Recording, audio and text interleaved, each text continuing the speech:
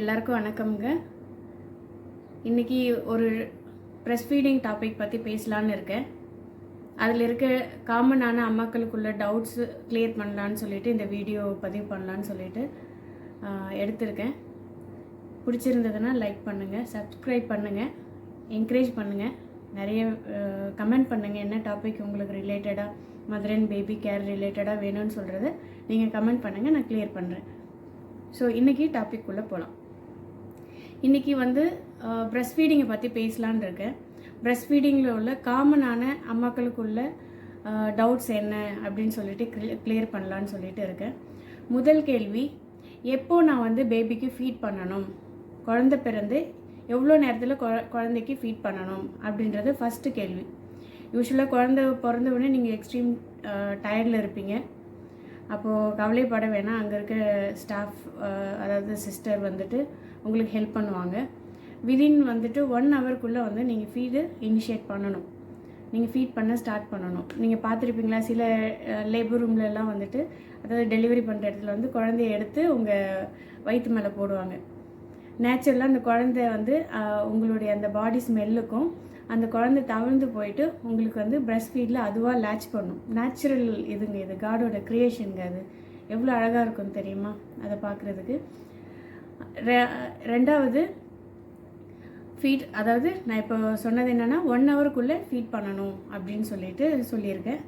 அது கண்டிப்பாக ஸ்டாஃப் அங்கே இருக்க ஸ்டாஃப் உங்களுக்கு ஹெல்ப் பண்ணுவாங்க. ரெண்டாவது, எவ்வளோ நேரத்துக்கு ஒன்ஸ் நான் ஃபீட் பண்ணணும், என் குழந்தை தூங்கிட்டே இருக்குது, எந்திரிக்கவே மாட்டேங்குது அப்படின்னு சொல்லிட்டு ரெண்டாவது கேள்வி வருது. இதுக்கு பதில் என்னென்னா, நீங்கள் ஃபஸ்ட்டு குழந்தை, இப்போ ஃபஸ்ட்டு டெலிவரி ஆகிருக்கு உங்களுக்கு குழந்தை, சரிங்களா, உங்களுக்கு ப்ரெஸ்ட் ஃபீடு பற்றி எதுவுமே தெரியாது. அப்படின்னும்போது குழந்தைக்கு every 1.5 hours 2 hours first 3 days அது மாதிரி கண்டிப்பாக கொடுக்கணுங்க. ஏன்னா ஃபஸ்ட்டு உங்களுக்கு 3 days உங்களுக்கு மில்க்கு ஃபீலிங்ஸே இருக்காது. மில்க்கு வருது எனக்கு அப்படின்ற ஃபீலே இருக்காது. ஏன்னா ஃபஸ்ட்டு அந்த 3 days மில்க் இருக்குது இல்லையா, ரொம்ப சத்து நிறைஞ்ச ஒரு மில்க்குங்க, அது பாலுங்க. அது குழந்தைக்கு ரொம்ப இம்யூனிட்டி, அதாவது எதிர்ப்பு சக்தியை கொடுக்குறது அந்த 3 days மில்க்கு ரொம்ப இம்பார்ட்டன்ட்ங்க. அப்போது நீங்கள் ஃபீட் பண்ணும், இப்போ 1.5 hours ஒன்ஸ் நீங்கள் ஃபீட் பண்ணணுங்க. 1.5 ஹவர்ஸ்ன்றது எல்லா பேபிக்கும் காமன் கிடையாதுங்க. இப்போ உங்களுக்கு ஃபஸ்ட்டு ஸ்டார்டிங்கில் ஃபீட் பண்ணுறீங்க. ஃபீட் பண்ணும்போது ஃபஸ்ட்டு ஒரு 20-30 minutes கண்டிப்பாக ஃபீட் பண்ணணும். ஃபீட் பண்ணிவிட்டு அடுத்த ஒரு 1.5 hours 2 hours கழிச்சிட்டு திருப்பி நீங்கள் அடுத்த ப்ரெஸ்ட்டில் நீங்கள் ஃபீட் பண்ண வைக்கணும். ஒரே டைமில் 2 சைடும் ஃபீட் பண்ணணும்னு கிடையாதுங்க. அதுக்கு தான் கடவுளோட நேச்சரே அப்படி இருக்குது. ஃபஸ்ட்டு நீங்கள் ஃபீட் பண்ணுறீங்க அப்படின்னா ஒரு சைடு நீங்கள் ஃபீட் பண்ணால் போதும். அதுக்கப்புறம் 2 hours இல்லை 1.5 hours 2 hours, அது டிபெண்ட்ஸ்.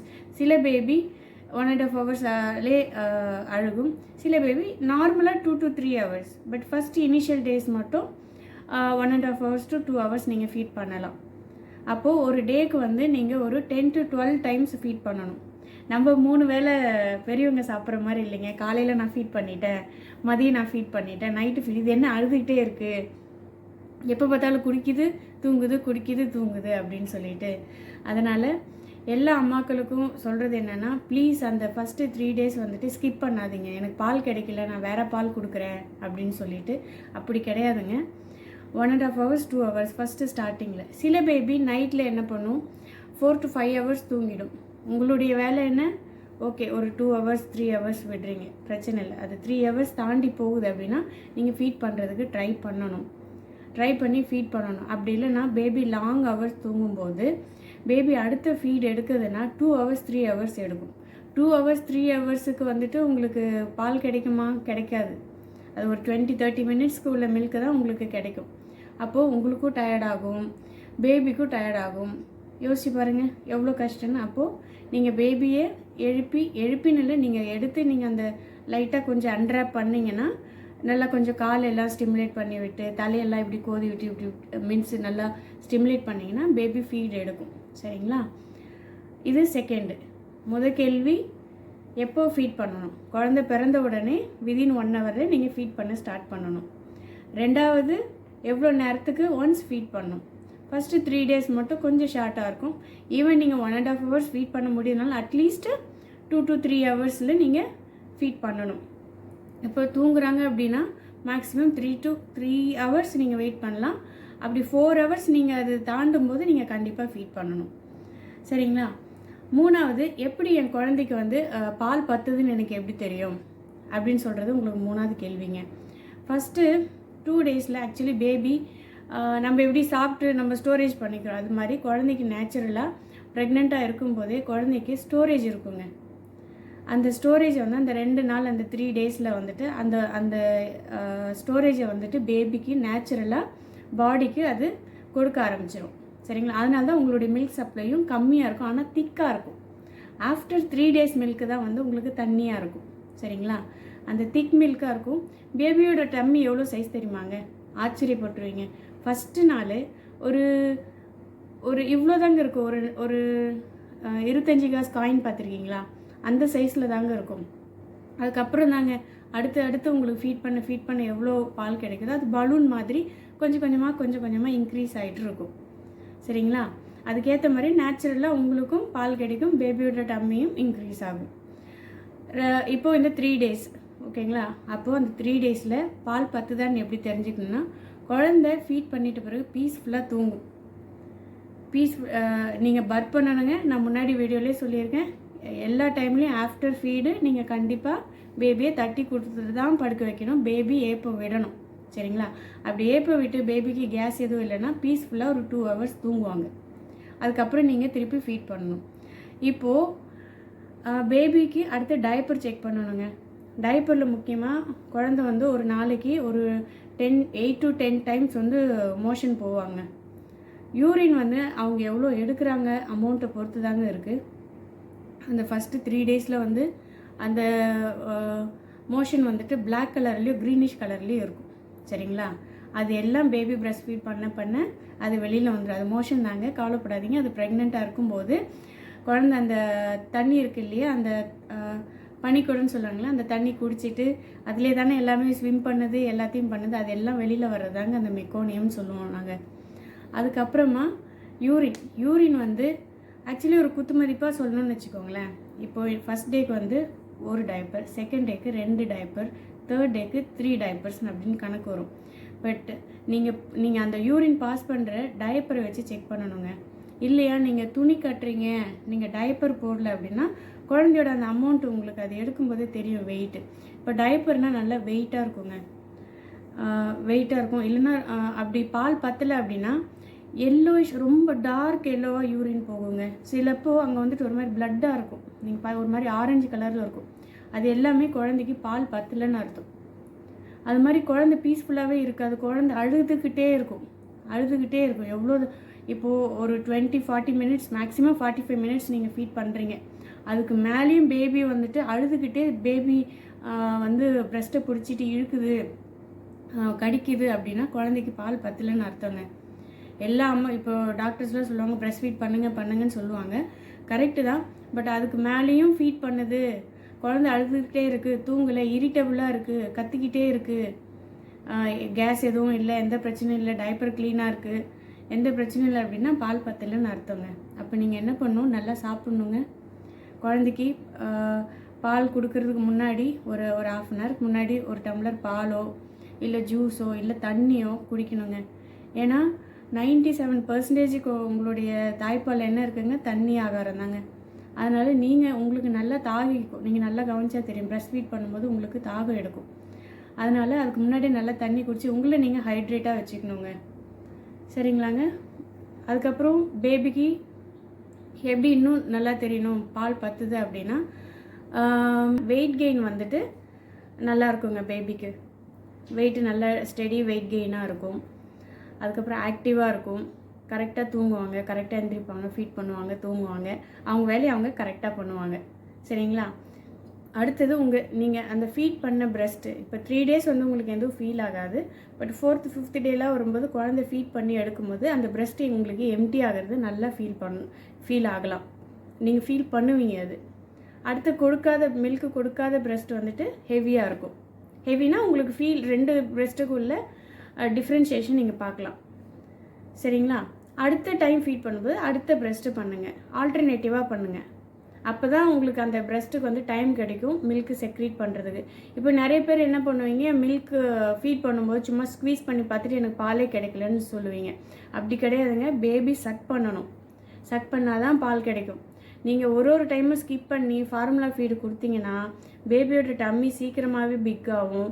பேபி வந்து ஓவர் ஃபீட் எடுக்க சான்ஸ் இருக்குது. பேபிக்கு பேபிக்கு உங்களுடைய ஃபீடு பத்தாமல் போகலாம். அதுக்கப்புறம் பேபி இன் ஃப்யூச்சரில் ஒபேசிட்டி வரலாம், கேஸ்ட்ரைட்டிஸ் ப்ராப்ளம் வரலாங்க. இது நல்லா ஞாபகம் வச்சுக்கோங்க. கேஸ்ட்ரைட்டிஸ் ப்ராப்ளம் வரும், வயிறு சம்மந்தமான பிரச்சனைகள் வரும். ஏன்னா குழந்தைக்கு பசும்பாலோ இல்லை வேறு ஏதாச்சும் கொடுக்கும்போது குழந்தைக்கு பசும்பாலை வந்து செரிக்கிறதுக்கு உள்ள தன்மையே கிடையாதுங்க. தண்ணியே கொடுக்கக்கூடாதுன்னு சொல்லுவாங்க டாக்டர். நீங்கள் 6 மாதத்துக்கு தாய்ப்பால் மட்டும்தான் கொடுக்கணும்னு சொல்லுவாங்க. அதனால் முடிஞ்ச அளவு நீங்கள் உங்களுக்கு பால் கிடைக்கிற அளவுக்கு பார்த்துக்கோங்க. அதுக்காக வந்து சொல்கிறாங்க, டாக்டர் சொல்கிறாங்க, யூடியூப்பில் சொல்கிறாங்க, எல்லோரும் வந்துட்டு தாய்ப்பால் மட்டும்தான் கொடுக்க சொல்கிறாங்க. நான் கொடுக்குறேன்னா குழந்தையோட ஆக்டிவிட்டீஸை நல்லா கவனிக்கணுங்க. ஏன்னா நீங்கள் சாப்பிட்ற அமௌண்ட் கம்மியாக இருக்கலாம், நீங்கள் ஸ்ட்ரெஸ்டாக இருக்கலாம், உங்களுக்கு பெயின் மேபி ஜாஸ்தியாக இருக்கலாம், இல்லை ஃபேமிலி சப்போர்ட் கிடைக்காம இருக்கலாம். அது மாதிரி இருக்கும்போது நீங்கள் குழந்தைய கவனிக்கிறத விட்டுட்டிங்கன்னா குழந்தை பால் பற்றாமல் டீஹைட்ரேட் ஆகி நிறைய பின்விளைவுகளை சந்திக்க நேரிடுங்க. அதனால் குழந்தை நல்லா தூங்குதா, பால் கிடைக்குதா, உங்களுடைய பிரஸ்ட் எம்டி ஆகுதா, ஆக்டிவாக இருக்கா, திருப்பி வந்து ஃபீட் பண்ணுறாங்களா, நல்லா யூரின் போகிறாங்களா, இது நல்லா பார்த்துக்கோங்க. இதெல்லாம் முக்கியமானதுங்க. சரிங்களாங்க. அடுத்தது நான் என்ன பேச போகிறேன், அதுனா என்னங்க எனக்கு தெரியாது அப்படின்னா, நான் எப்போ ஃபீட் பண்ணுறது, நான் எப்படி தெரிஞ்சுக்கிறது பேபி பசியாக இருக்குது அப்படின்னு சொல்லிட்டு சில அறிகுறிகளை நான் உங்ககிட்ட சொல்ல போகிறேன். பேபி பசிக்குதுன்னு எடுத்த உடனே அழாதுங்க. ஃபஸ்ட்டு என்ன பண்ணோன்னா கண்ணு விழிக்கும். கண்ணு விழிச்சிட்டு சைலண்ட்டாக படுத்துட்ருக்கோம். நீங்கள் பார்த்தீங்கன்னா பாரு எப்படி முழிச்சிட்ருக்கு பாரு அப்படின்னு சொல்லுவீங்க.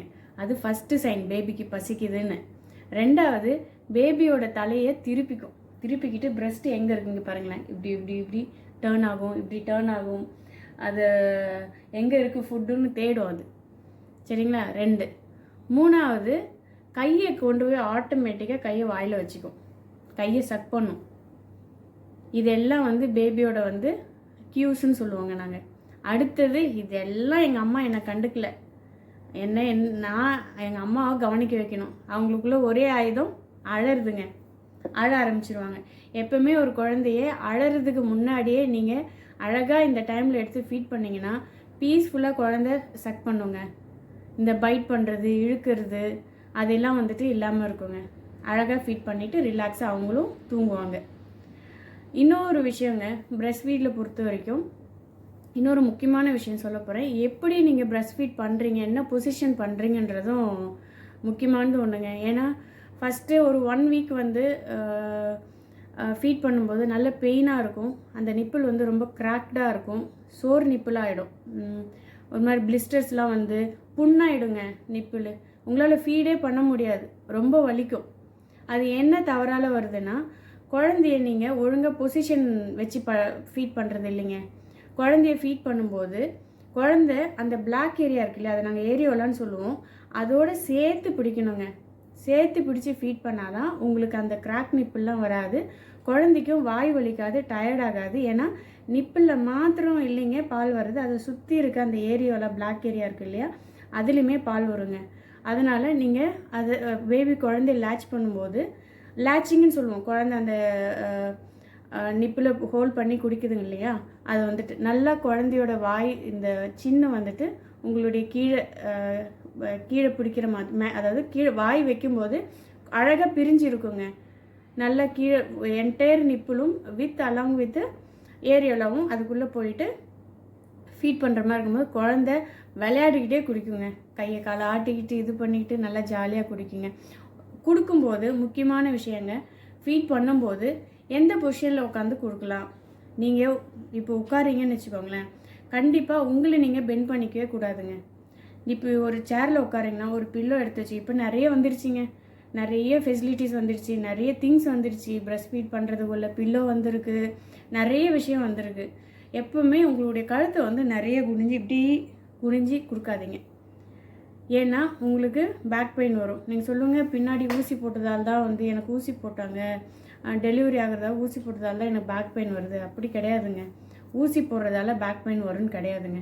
நீங்கள் உட்காந்து கொடுக்குற பொசிஷன், அப்புறம் நீங்கள் டெலிவரி ஆயிருக்கீங்களா, ஒரு குழந்தைய கொடுத்துருக்கீங்க, ஒரு 3 கிலோ குழந்தைய கொடுத்துருக்கீங்க, அதனுடைய பெயின் உங்களுக்கு இருக்கும் இல்லையா? அதனால உங்களுடைய பொசிஷனை நீங்கள் கரெக்டாக வச்சு கொடுக்கணும். ஒரு பில்லோ பின்னாடி வச்சுக்கிட்டு, ஒரு சேவத்தில் சாஞ்சிக்கிட்டு, அழகாக உங்கள் மடியில் ஒரு பில்லோ வச்சுக்கிட்டு நீங்கள் கொடுக்கலாம். இல்லைனா உங்கள் முட்டிக்கு கீழே ஒரு பில்லோ நல்லா வச்சுக்கிட்டு உங்கள் காலை சப்போர்ட் பண்ணி குழந்தைய இப்படி தலையை கொஞ்சம் தூக்குன மாதிரி கொடுக்கலாம். படுத்துக்கிட்டு கொடுக்கலாம். அதுக்கப்புறம் குழந்தைய பின்னாடி இருந்துட்டு முன்னாடி தலையை வச்சுட்டும் கொடுக்கலாம். இது மாதிரி நிறைய பொசிஷன் இருக்குங்க ஃபீட் பண்ணுறதுக்கு. நீங்கள் நிறைய செக் பண்ணால் தெரியும். ஜஸ்ட் ஒரு அவேர்னஸ்க்காக தான் சொல்கிறேன். ஸோ இதெல்லாம் பிரஸ்ட் ஃபீடிங்கில் உள்ள விஷயங்கள். உங்களுக்கு ஏதாச்சும் டவுட் இருந்ததுன்னா நீங்கள் என்கிட்ட கமெண்ட் பண்ணுங்கள், நான் கண்டிப்பாக கிளியர் பண்ணுறேன். அதுக்கு முக்கியமான கொஷினாக இருந்தால் கண்டிப்பாக அதுக்கு நான் ஒரு வீடியோ எடுத்து போடுறேன். வேறு ஏதாச்சும் டவுட் இருந்தால் கேளுங்க. நன்றிங்க வீடியோ ஃபுல்லாக பார்த்ததுக்கு. ப்ளீஸ் சப்போர்ட் பண்ணுங்கள், லைக் பண்ணுங்கள், சப்ஸ்கிரைப் பண்ணி பெல் பட்டனையும் ப்ரெஸ் பண்ணுங்கள். நான் இனி வீடியோஸ் போடுறேன், அது எல்லாத்தையும் பாருங்கள்.